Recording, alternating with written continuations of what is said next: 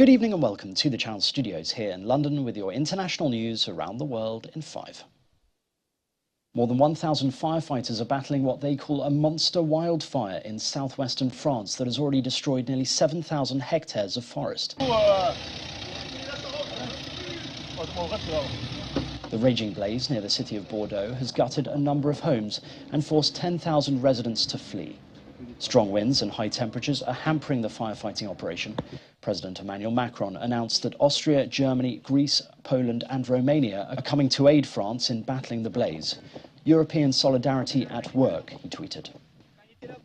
Meanwhile, over 200 firefighters were called to tackle a bushfire in Gorman in California on Wednesday after the blaze spread over 150 acres. Soaring temperatures and turbulent winds formed a firenado in flames. Firenados, also known as fire devils, are towers of fire that are formed when hot, dry air is mixed with fire.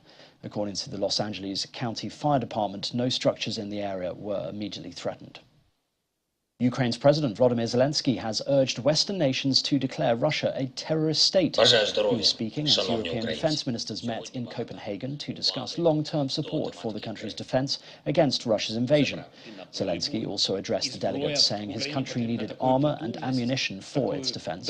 Denmark announced it will increase its financial aid to Ukraine by €110 million.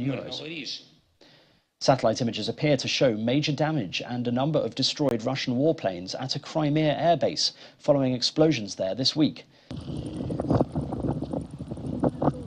The Saki base in the west of Russian-ruled Crimea was rocked by a string of blasts on Tuesday, killing one person. The base's runways appear intact, but at least 8 aircraft seem damaged or destroyed, with several craters visible.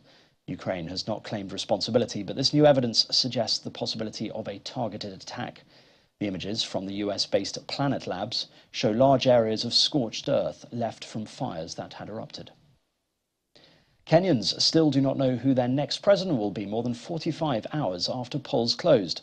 Election head Wafulu Chebukati has urged people to be patient and not to panic. The media houses are releasing different tallies.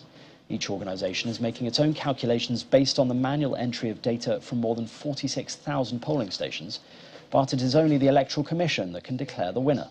The media's tallies show that the two leading candidates so far, Raila Odinga and William Ruto, are neck and neck.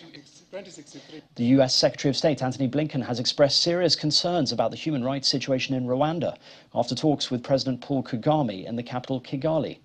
Mr. Blinken said he had raised US concerns about the detention of Paul Rusesabagina, a permanent resident of the United States who is credited with saving hundreds of lives during the Rwandan genocide in 1994.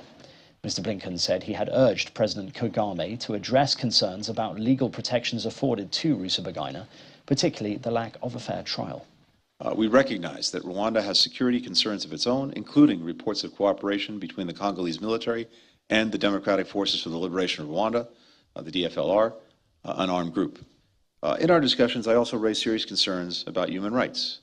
As I told President Kagame, we believe people in every country should be able to express their views without fear of intimidation, imprisonment, violence, or any other forms of repression. That's true whether they're political opponents, human rights defenders, journalists like the ones in this audience, or simply citizens. These are values cherished by the American people and people around the world. That's why I raised them, as have members of the U.S. Congress. I raised the case of Paul Rusesabagina, who is a lawful permanent resident of the United States, and underscored our concerns about the lack of fair trial guarantees provided to him.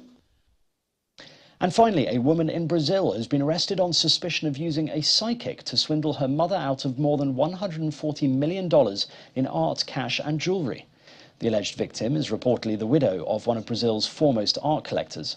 Her daughter is accused of stealing her artwork by using a psychic to pretend it was cursed. One painting by one of Brazil's most celebrated artists was reportedly found stashed under a bed. According to police in Rio de Janeiro and local media reports, the scam began in 2020 when the victim was told by a supposed psychic that her daughter was ill and was persuaded to pay for treatment. And that's your international news around the world in 5. Now back to the Channel Studios in Lagos.